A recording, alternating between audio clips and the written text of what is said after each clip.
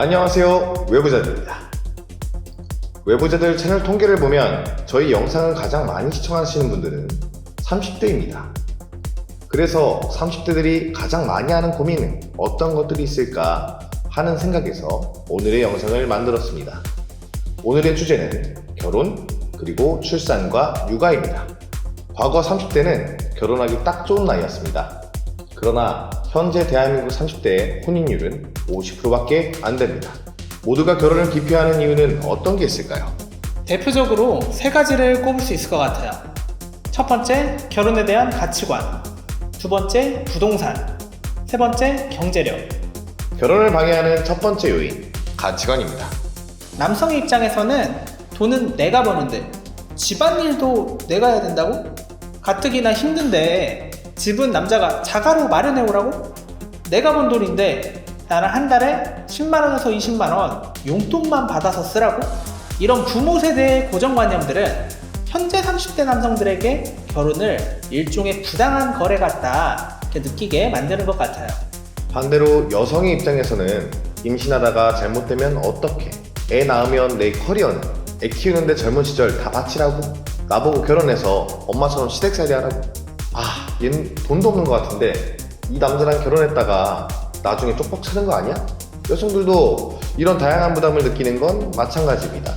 남녀가 갖는 결혼에 대한 이런 부담감 이외에도 결혼을 기피하는 이유는 다양합니다. 과거 한국인들이 가지고 있던 결혼에 대한 관습이 있죠. 그렇죠. 남자는 집을 사오고 여자는 혼수를 해온다. 남자는 직장에서 일을 하고 여자는 전업주부를 한다. 명절이나 제사를 지낼 때 남자는 벌초를 나고 여자는 제사상을 차린다. 이 밖에도 다양한 과거의 관습이 있었는데 이것들이 지금은 불필요한 고정관념이 됐습니다. 많은 사람들이 더 이상 제사를 지내지 않고 성별 간의 임금 격차는 줄어들었고 30대 여성의 경제활동 참여율은 남성에 비해서 오히려 더 높아졌습니다. 이런 과거 관습에 대한 남녀 모두의 반응은 전부 부정적으로 나타나는 것 같은데 여성들은 시월드나 대리효도, 독방육아 등등이 있고요. 남성들은 내무부 장관, 마통론, 국내혼이 아닌 국제결혼을 대안으로 받아들이는 등 이런 과거 고정관념을 받아들일 수 없는 심리가 다양한 형태로 나타나는 것 같습니다. 이제는 이런 과거의 관습들을 기준으로 결혼을 결정하기보다는 시대가 변한 만큼 결혼에 대한 부담과 책임을 남녀 서로 나누어 가지는 가치관이 필요하지 않을까 싶습니다. 이어서 결혼을 방해하는 두 번째 요인, 부동산입니다. 첫 번째 요인과 이어지는 듯한데요. 한국을 지탱하는 자산 중 가장 높은 비율을 차지하는 것이 부동산이다 보니까 결혼을 기피하게 되는 요인에도 깊숙이 관여할 수밖에 없다고 생각하는데요. 불과 몇 년 전까지 신혼부부들에게 각광받던 수도권에 인접한 동탄이나 평택 같은 경기권 도시의 32평 아파트도 지금은 매매가 5억에서 10억을 육박하는 상황이 됐습니다. 엄청나게 비싸진 집들을 보면 갑자기 벼락거지가 된 느낌이 들기도 합니다. 이렇게 집값이 너무 비싸다 보니까 많은 사람들이 이러다 평생 남의 집 월세살이 하는 거 아니야? 하는 불안감이 있을 수밖에 없지 않겠습니까? 미래의 아내는 내가 이미 집을 가지고 있거나 아니면 결혼할 때 집을 사오는 걸 기대하지 않을까? 이렇게 가진 게 없는, 아니 젊어서 가진 게 별로 없을 수밖에 없는 20, 30대 청년들에게는 이런 결혼할 때 내 집 마련을 하면서 시작해야 된다는 고정관념은 큰 부담일 수밖에 없습니다. 5억에서 10억 하는 아파트를 30대 초중반 직장인이 코인 대박이 난 거 아니면 무슨 수로 살 수 있겠어요. 실제로 만나는 상대방 여성이 집을 사오라고 말하지 않더라도 집 없고 돈 없으면 결혼하면 안 된다. 이런 사회적인 인식들 때문에 결혼을 포기하고 자발적 도태남이 되는 경우가 많을 거라고 생각합니다. 빠르게 이어서 가겠습니다. 세 번째 요인은 경제적인 조건입니다. 현실적으로 요즘 같은 고물가, 고금 시대에 결혼할 거면 남자가 압도적으로 많이 버는 게 아니라면 아내도 같이 맞벌이를 해야겠죠. 그래야지 돈도 모으고 나중에 애도 낳고 할 수 있을 겁니다. 그러나 맞벌이에 대해서 부담을 느낄 수밖에 없는 게 출산을 하고 출산 휴가나 휴직, 퇴사 등을 거치면 그 뒤에 아기가 유년기를 벗어나기까지 최강 8년가량 초등학생이 될 때까지 육아를 하며 보내야 합니다. 본인 커리어가 끊기고 전업주부가 된다는 건 분명히 심리적인 장애물이 될 수밖에 없습니다. 그렇다고 베이비시터를 경영해? 그럼 한 달에 300만 원 정도를 내야 한다 말이죠. 정말 경제적으로 능력 있는 남자와 결혼한 게 아니라면 이런 육아에 들어가는 시간적, 금전적 노력과 비용들은 현실적으로 큰 장벽일 수밖에 없습니다. 한국노동패널 조사에 따르면 자녀 한 명을 낳아서 그 자녀가 대학을 졸업할 때까지 필요한 교육비와 추가 생활비용을 다 합치면 약 3억 4,790만 원 정도가 든다고 합니다. 이건 전국 평균이고 서울에서는 2,400만 원 정도가 추가로 들어간다고 해요. 그러니까 자녀 한 명에게 들어가는 비용을 계산해보면 대략 한 달에 90에서 120만 원 정도 부담해야 된다는 거죠. 평범한 부부는 자녀를 강남학군에 보내거나 학원을 3-4개씩 보내주고 싶어도 솔직히 못할 수밖에 없잖아요. 그렇죠. 애가 숨만 쉬어도 한 달에 90에서 120만 원씩 나간다는 얘기인데, 근데 이 금액이 만약 사실이라고 하더라도 반대로 생각해보면 맞벌이 하면 충분히 가능하지 않나요? 맞벌이 하면 가능하죠.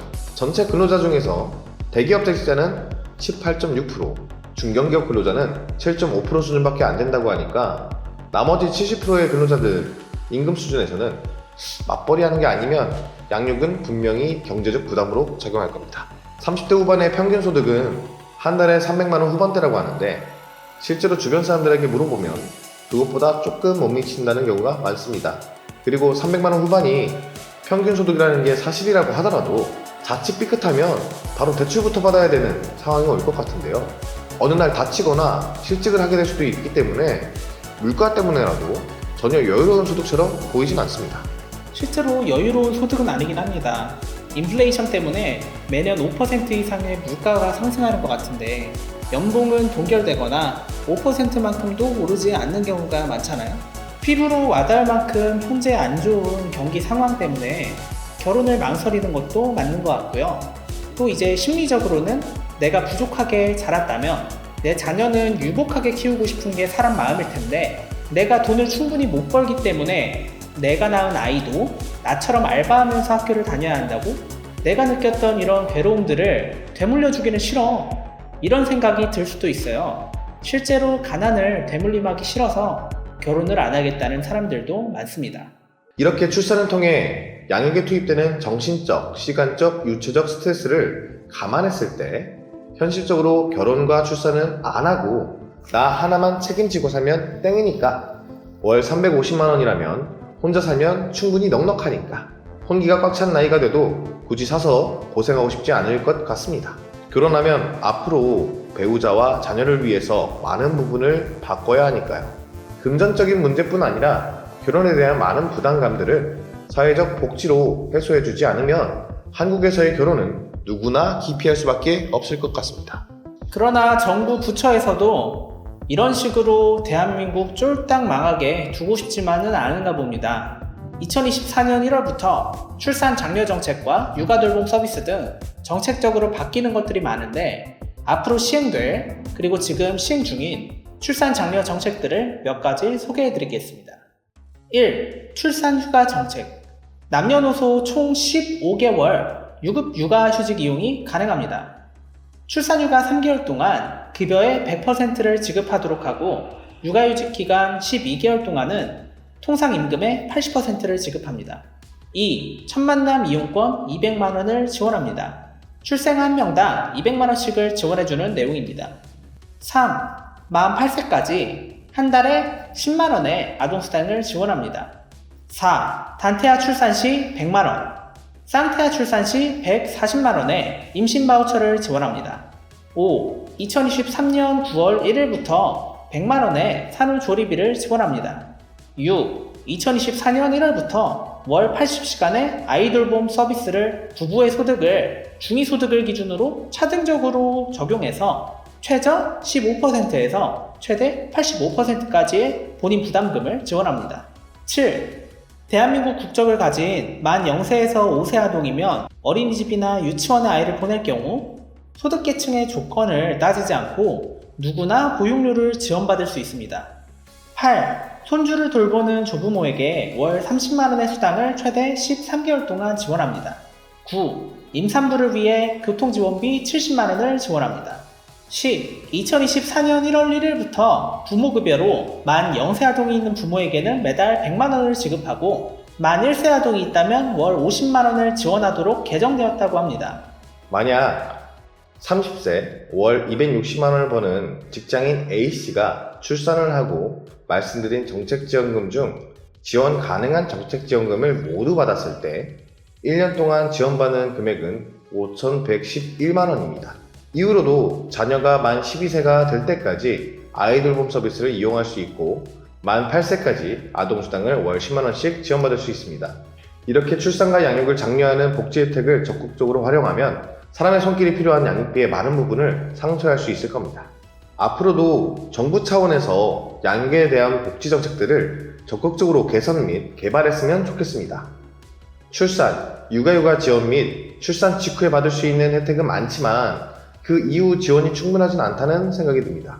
그래서 출산 이후에도 장기적으로 지원받을 수 있는 혜택을 늘려가는 것이 중요할 것 같습니다. 우리 청년들 자신도 이런 복지 혜택들을 감안해서 육아를 설계하면 좋을 것 같습니다.